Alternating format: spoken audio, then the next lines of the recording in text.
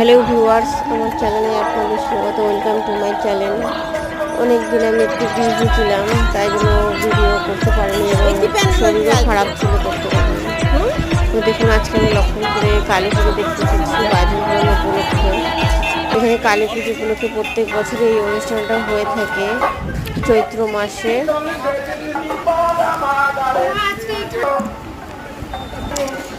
সুন্দর সুন্দর লাইটিং, বিরাট মেলা আয়োজন হয়েছে এখানে কালী পুজো উপলক্ষে।